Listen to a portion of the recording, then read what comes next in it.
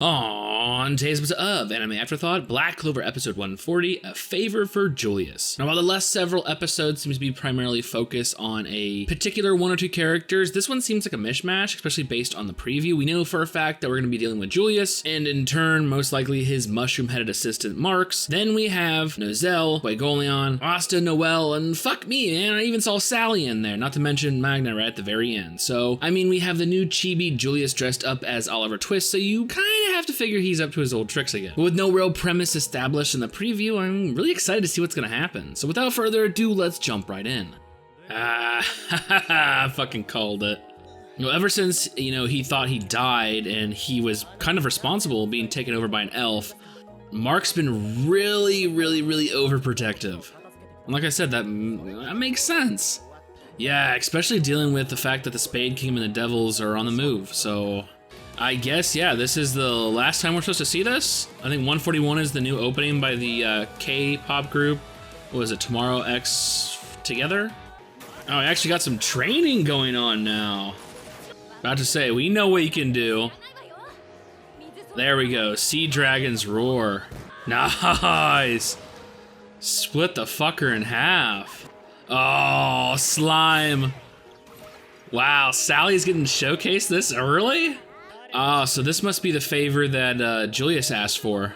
Oh, it's the dude from the opening, Makusa Daisuke from Snowman. Oh, what a tease! I'm dipping. Fuck you guys. I'm out of here. Oh shit! Is she gonna hunt down them one by one? Oh god! Is he gonna fucking explode? Oh god, that scream. Oh, she knows the Black Bulls pretty well, doesn't she? Oh god, is she gonna trick her with a bottle of liquor? Oh my god. And now she's tricking Charmy with a fucking food. Ooh, piece of candy. Ooh, piece of candy. Ooh, piece of candy. Did the lizard just shit her out? I honestly just think it took a Charmy poop. Oh, this is so creepy. Oh god. Oh, did he just add another woman to his harem? Oh, it just seems like this dude's having a fucking blast. Yeah, they're really chalking her up to be a future Black Bull. They really are. Yeah, how the fuck is that concealing your fucking... Dude, they look like the fucking same. I mean, seriously, you literally just picked the most conspicuous outfit possible. What the fuck? I don't know, the red around the eyes and the giant fucking bang hanging down from Nozel might give them away. Oh, damn. So this is on basically the border, the farthest away from the capital of the Clover Kingdom. Oh, God. His old woman disguise. I don't think it's been given a name yet, so now I know Chronovala. About to say, it seems he really does have a good reputation. Oh, giving you Big Brother flashbacks. Did he just say he's a mayor named Mayor? Oh. So there really are bandits. Nope, I already guessed what they are. Are they the villagers themselves? I think it's the villagers themselves. Ah, I fucking knew it. Yeah, so without proper support from the capital, they turn to a life of crime. I bet they're shitting in their pants now. Yeah, you kind of figured that they were gonna go in that direction. I mean, they specifically need to focus on the Forsaken realm too, because that's a Clover Kingdom's border. That's its basically first line of defense. I mean, if some kind of invading army would go through there first, set up camp, and then go to the next one, and then basically you're right on the edge of the fucking capital. So it's like, are we gonna get a fucking Petite Clover today? I have no fucking clue. Oh, finally! The Golden Family. We're gonna focus on Yuno. Okay, so what do I think about today's episode? It was pretty good. It was pretty good. We got the return of Sally. We got Julius, dressed up as fucking Oliver Twist out there trying to pull some shenanigans again. Pleasantly surprised that they focused on Marks being in both, parts of the actual episode. But I'm most intrigued with Makusa. I mean, he's being voiced by Daisuke of the group Snowman, who's currently singing this opening, so you figured he would have had more lines. So I'm wondering, will he be a recurring character, or was the 3 or 4 lines he he had at it. Like, I don't know. But the first part of the episode was awesome. I love to see Asta and Noelle training, and Asta is 100% aware of the fact that he is not strong enough. And in the back of his mind, he knows he has to be ready. Laura Pichka was like, hey, like, we need you to fight with us, especially your anti-magic is going to play an integral part coming up in the war against the Spade Kingdom and, you know, taking out the devils. Like, so he knows what's up. He is going to be powerful, and I love seeing that one-on-one training with him and Noelle. And honestly, if it wasn't for the preview, I would have been completely shocked to see Sally make a return, but even more shocked by like the actual development in her personality. Yes, she still is completely crazy, gung-ho about experiments and wanting a heart, lung, and blood and everything from Asta, even though she's like, okay, hair can do, okay, maybe some fingernails. Like, it looks like, and you guys were, you know, have commented before, that they are trying to build her up as a possible member of the Black Bulls. I mean, let's face it, you can add whoever the fuck you want. Not to mention, once a year goes by, there's going to be another Magic Knight entrance exam, and once again, we can have their pick of the litter. So it's like, the team isn't done being built. They can always add other members to it. So is Sally becoming a Black Bull a possibility? Well, it looks more and more at the end of, you know, the halfway through the episode. Like, she looks back and she contemplates on her past and the fact that Asta really has had an effect on her. It even seems she has recognized that maybe she does enjoy experiments that don't hurt anybody. We see, you know, yes, she made everyone go boom in today's episode, but it was kind of like a trial and error for an experiment that wouldn't do any harm. Like, they're just unconscious, put it that way. But yeah, like, honestly, do I see her as a potential Black Bull? Yeah. Will she mishmash well with the others? I don't know. I think she would. She can be their resident scientist. Like, just like Fire Force has Victor. Like, Sally could fill that position. I mean, there's really no positions being filled. I mean, I have Captain Yami, but remember, this really is just a family of misfits, and she really does fit that qualification. She is one of the biggest misfits of the fucking series. Now, on to the second half of the episode, basically split in two. The first one was Makusa, Sally, and Marks trying to research, you know, magic item creation for the upcoming war. Makes sense. She's in experiments. Supposedly Makusa loves research and shit. Makes sense. Part two, though, is once again establishing the fact that a hierarchy exists, and the Forsaken Realm, the realm of the peasants, is extremely low on a list of priorities. I mean, even though it is like a border, and judging from the map, it makes up a large, you know, consistency of the Clover Kingdom. It might not be populated as much as the other areas, but it definitely is like part of the largest, you know, piece of land. Technically, it's their like first line of defense. If someone would want to come in and attack, I mean, my strategy would be enter through the Forsaken, you know, realm, either persuade, well, most likely persuade the villagers. Like, you saw the village in today's episode.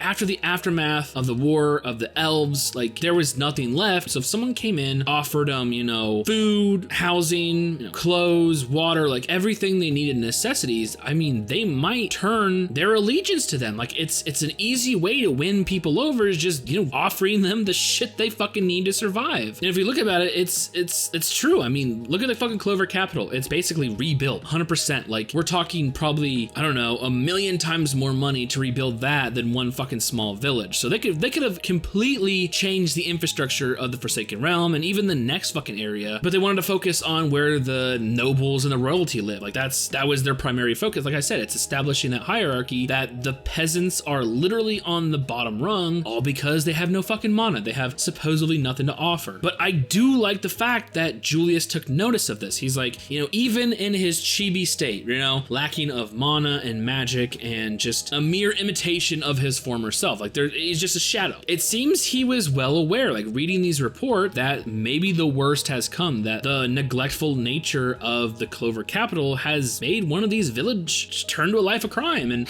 it's sad. It's sad. What's also very sad is the fact that two of the most powerful magic knights, you know, guarding the Clover Kingdom, don't know how to dress down and look like fucking peasant. Like, it's weird. Like, their form of disguises was just a fucking hood. Like, that signals you out. Like, if you're walking down the street, the first thing you're gonna notice is some weirdo in a goddamn trench coat. Like, that, like, you know what, that, hey, ding, ding, ding, ding, like, spidey sense is going off and shit, like, stranger danger. Like, that's what I'm gonna fucking focus on. So you roll into a village, all hooded up and shit, everyone's gonna fucking pay attention to you, and no one's gonna fucking trust you. But obviously, name dropping Chronovala, which is finally getting an old, you know, a name for the old lady, which is pretty fucking unique, but it's just basically, you know, play on Nova Corona, established some kind of connection. But then I swear, I don't know what it was that told me, but as soon as they went off to the hut to obviously talk about the mission or some shit, I knew that it was the villagers. I knew that they turned to a life of crime. I mean, you just fucking look at this war-torn shit. I mean, the Clover capital left them with no other decision. It was either that or die. Starvation, hunger, I mean, just...